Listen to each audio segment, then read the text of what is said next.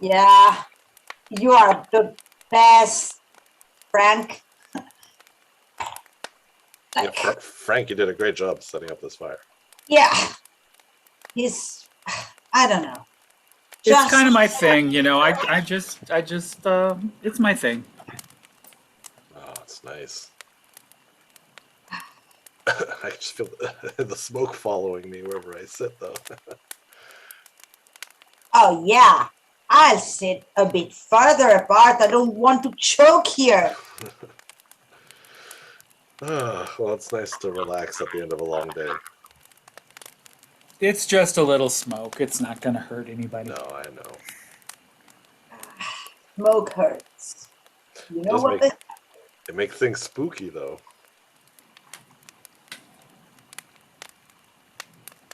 Well, I think that means it's time for some spooky stories. Is think anybody so, interested? I'm very interested. I love spooky stories. Who wants to go first? Me. Who wants to start?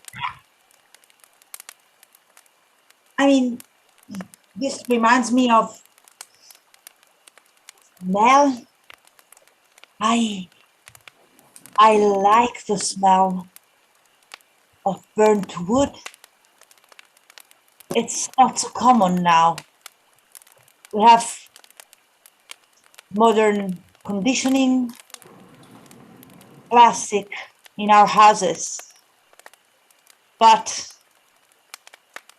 when I was a kid, I loved to be at my grandparents in the forest, and they had this real fire where they would use logs. And I would watch into the flames. I was mesmerized as a little kid. One day, as I was watching, the flames just were like sparks. They were hopping, they were alive. I got closer. It was so warm, so lively. And the smell, the warmth around me, it was great. I felt like I was a hero of the past, surrounded by energy, a great warrior. And I started fantasizing.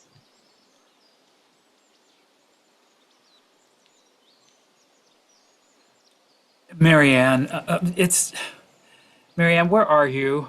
This smoke. It's getting too thick. I'm by the fire. I just thought it would be nice to be outside. It's too dangerous. It's like the fire. It's alive. I'm afraid you're having one of your grandiose fantasies where you're some type of warrior. I'm a big warrior. Oh gosh, no, no! This is a Don't real put out my fire. fire, or else you'll get my sword.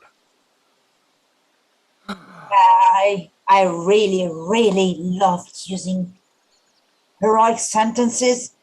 I had a thing for that. And my grandmother, she would keep saying that the fire was alive. What was it with the big ones? Okay, it's dangerous, I knew it, but alive. But that day, boy, was it dancing. Little fire. Dance up bigger, dance up higher. And the fire started crackling. Ooh, really hot. I love it. Big fire. Marianne, will you please knock it off? We have got to find the trail and get out of this fire. You are not a warrior. You do not have a sword. Come on, follow me. Marianne? No. I want to stay by the fire. It's nice and warm here. It's cold and wet out there. Yeah, Grandma wouldn't understand. She was kind of strict. She She would have me take a bath every second day. She wouldn't let me close to the fire. I hate that, and she wouldn't get my great sense of heroic sentence. The fire, though, it felt like it knew what I was saying, and it grew bigger for every bigger fantasies I was making up in my head. Oh, she's a bad girl. She deserves to be lost in her fantasies. I have tried and tried to help her become more normal, but she just sits by the fire day after day. I love this fire. It's like a dragon. Like sitting with my best friend, the big fire dragon. Here in the woods, and nobody can beat us. Me and Smokey the fire dragon. Yeah! Wah! Yeah! And that's the moment when I saw the dragon. I imagined its mouth opening and it went in a ball of fire like a thunder and it would invest the enemy, the witch Blackfriars. I could hear you, dragon. That's right. I'm in charge. I'm the Dragon Master. Burn everything, dragon, burn. I'm sure that child is out in the forest playing with the dragon, thinking that she is invincible. Well, this time I'm going to leave her and her dragon alone in the forest.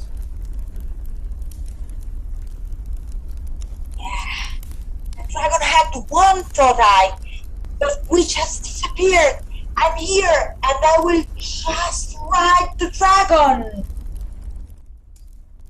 That's right. I'm gonna jump on the dragon, hop on, and fly over the forest.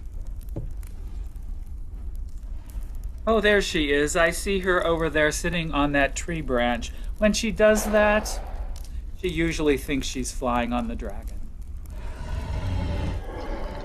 Come on, dragon, fly higher, fly higher. That's right.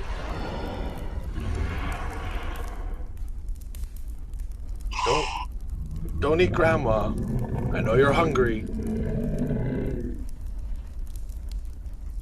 I really want Grandmother. I knew it was a bad fantasy, but that's what I wanted. And that's when I looked far away and my grandma, she started just trembling, shaking. The bucket she was holding just fell. And then there she went on the ground. Dragon, no! Dragon, leave my grandma alone. No! No, dragon! Calm down! No, this isn't how it's supposed to go. No, stop it! Leave my grandma alone! I landed the dragon because that's what I was doing. I was riding a dragon, so then I just got off it and with my cloak floating behind me I ran. But my grandmother had a stroke. She arrived dead at the hospital. And, well, I know she died because of her health condition, but to this day, I am scared and think sometimes that maybe my dragon just burned her heart.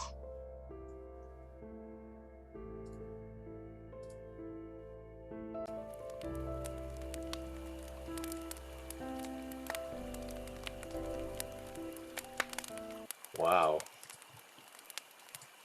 Yeah, it's a bit sad, but yeah. But,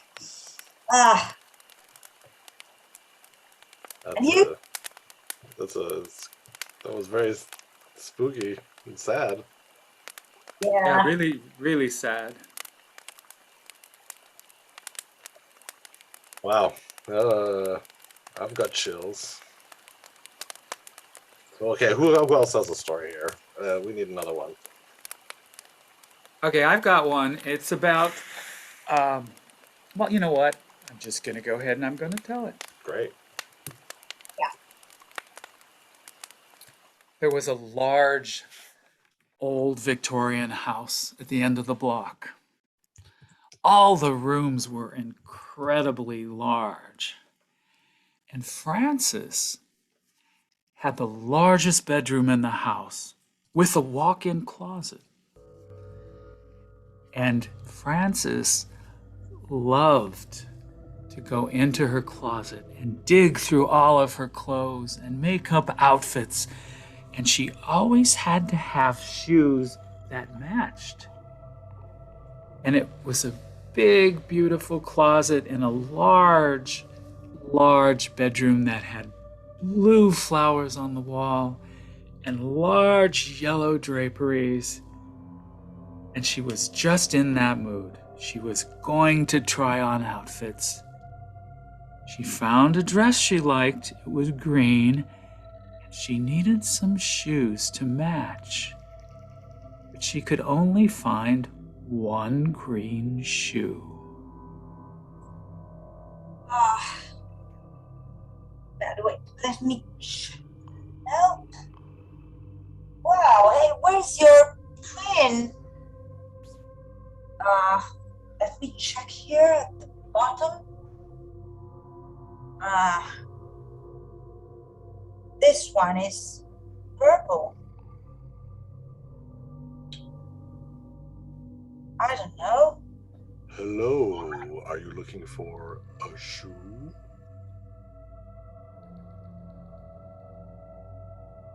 What? Are you looking for a shoe? At first, she was shocked. She didn't know that a shoe could talk. But this shoe seemed to want to have a conversation. You look really beautiful. Thank you. I bet I'm the perfect size. Why don't you try me on? Okay, I'll try you on. Huh? You fit perfectly. There you go. But the shoe was the wrong color. It may fit, but the color seemed to be changing, like it was camellia. It was no longer purple. It was starting to turn black. I can be any color you like. I need emerald green. Can you do this? You have just to say it, and your wish will come true. Emerald? And the shoe did change, but it wasn't a shoe. It was more like a clamp, and it was squishing her foot. Hey, wait. I said emerald green, not... You are killing me. I'm just here to help. I'm your lucky shoe. You and I The shoe was together getting for a tighter. The shoe was getting tighter and tighter. while. Okay. Why don't we stay together for a while? Yeah, but just... You are a bit overdoing it. I need to breathe here. Well, then why don't I turn into a boot? Cover a little more of your leg. Francis didn't wait for a response, and the boot just began to climb up and was almost at her knee. But it wasn't looser. It was still very, very tight. Isn't this more comfortable? No, it's not. Oh, God. I need to look for a knife, scissors, whatever. Here. You don't need that. Here, why don't I turn into some pants for you? No! What? The leather pants were suffocating her. All of her circulation was being impaired by the tight leather pants. So she had a small nail file on top of her dresser, and she reached for it, and she started to stab the pants. No, I think you need a coat. Why don't you get a little warmer? You're choking me! Hey! Help! Is anybody here? Hey! Hey! Hey! I'm here! I think you need a scarf. And the scarf began to expand out of the leather coat, and Frances could no longer speak. She couldn't move her arms, and the leather kept talking. Isn't this more comfortable? I've nearly got you covered from head to toe. Maybe you need a hat. That's right. And the hat covered her whole face and her head. Now she was completely encased in leather. And yet, she could breathe. She could hear. I'm just here to help you. I can make all your wishes come true. You just need to stick together, you and I. Together forever. What do you want? I can make it happen. The leather knew what she wanted. The leather knew she wanted one thing: a simple, plain, green shoe. Well then, it's as easy as that. You can have green shoes forever.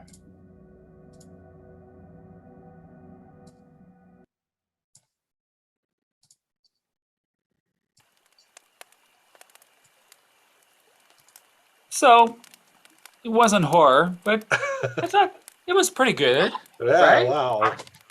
Yeah, I never wore green shoes. I think there is a reason. Yeah, I don't think I'm gonna put on any clothes that talk to me. That's gonna be a rule from now on. Yeah. Oh, boring, boring, boring. Talking clothes are fun. Yeah. Well, I've got a story. I hope you're ready to hear it. Oh, we're ready. All right. Well, one night, very similar to this one. You know, I think it might even be in this very same campground. There were two friends camping all alone. It was a night a lot like this one. It was Peter and his girlfriend, Maria.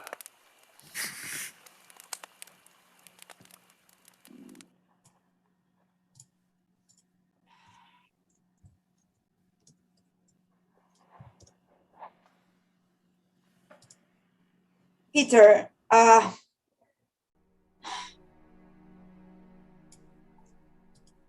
would camp here, it's feels like there is space. This little, you can overlook the beach from here. It's perfect, no? No, it is just about perfect. Yeah. Peter and Maria had been together for a couple years and they were enjoying a lovely time away from their home in the city. They spent a nice day going for romantic walks through the woods, spending some time down by the beach. They were settling in for a quiet evening when Peter heard noise in the woods. Wonder what that could be. Some animal, I think. It's kind of wild here. It's sort of making a grinding sound. And the noise got a little bit louder. And Maria heard it too. You are right. A woody woodpecker at night? Maria, it sounds like it's getting closer. Peter stood up. He tried to peer into the darkness, but the sun had long been gone. He could not see deep into the woods. Far from the fire, it was pitch black. And the sound came again, closer, louder.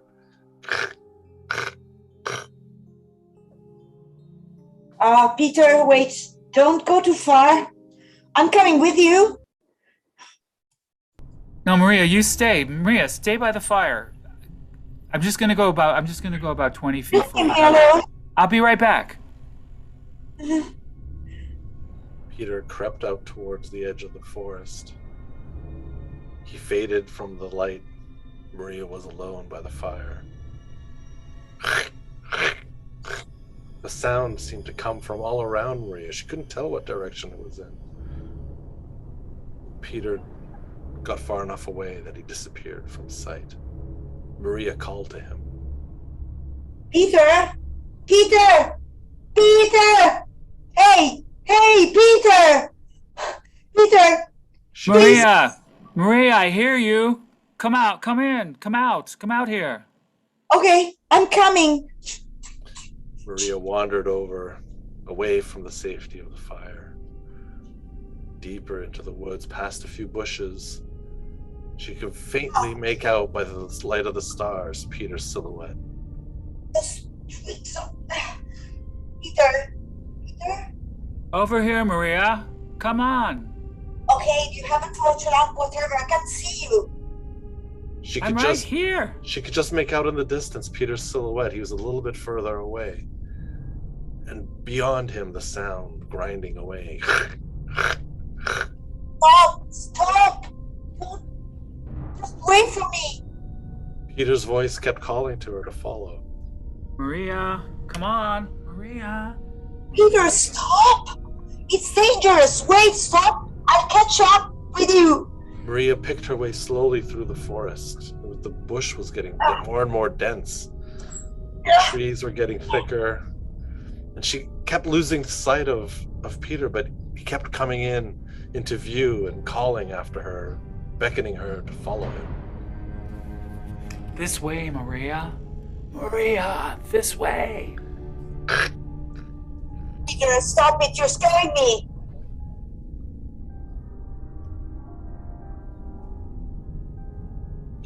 She could hear off in the distance someone calling her name. It sounded like it could be Peter, but it was too far away.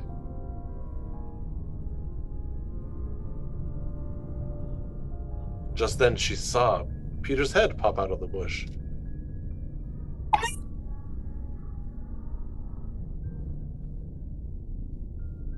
He spoke to her.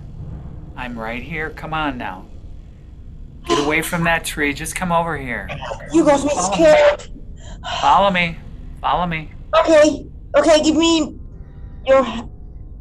Peter, you're cold. That's my hand. Come on, grab my hand. Peter, you're cold as ice. He led her down the hill, and he found the mouth of a rocky cave. Let's go in here. We'll be fine in here. Come on. Hold tight. Maria could hear from the cave a loud a grinding was coming from deep within. Peter beckoned her forward. You're gonna like it here, Maria. Come to me. Peter, I'm worried. You are so cold. They wandered into the cave. Maria gripped Peter's hand tight. I'll warm you up. I'll warm you up. Don't worry. She rubbed Peter's hands, but they never seemed to get any warmer. It's cold in here. I just can't warm you. Sorry, Peter. Just then, Maria remembered she had a little light on her keychain for finding her way at night. It was small, but she pulled it out of her pocket and turned it on. Peter? She shined the light on Peter's face. Oh my God! Peter! I'm very cold, Maria. It didn't quite look like Peter, but it was very similar. His No. skin was gray. His eyes were black. His hair was made of weeds and seaweed. Come sit next to me, Maria. Warm me up. He was turned very cold, and the grinding noise started to come from all around them in the cave.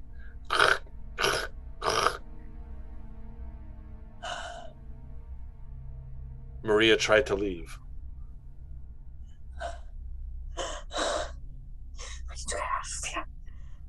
Sorry, Peter, I'm leaving you here. No, you're staying. You are staying.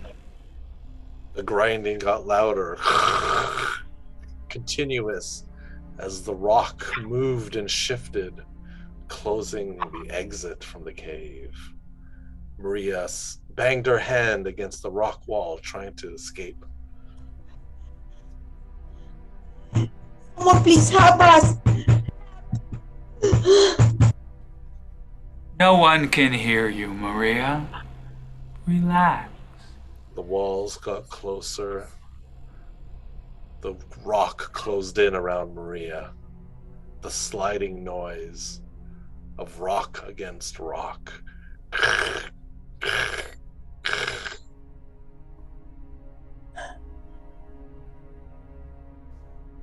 You'll be safe here, Maria. No, For we're a very- not safe, Peter. Not far away, back at the campsite, Peter wandered alone. He heard the noise until it finally stopped. He didn't hear the grinding again that night. And he never did find Maria again. Well, what do you think? I just couldn't figure out what the grinding noise was going to turn out to be. That was really cool. Ah, That didn't happen far from here, so I hope you sleep well. Oh yeah. Oh boy. Okay, well, I'm gonna retire. And if you hear me calling you to follow, don't do it. Good night. Good night, everybody. I'm staying here. I like being in the woods. And I like the fire. Well, enjoy the fire. Watch out for dragons. Uh,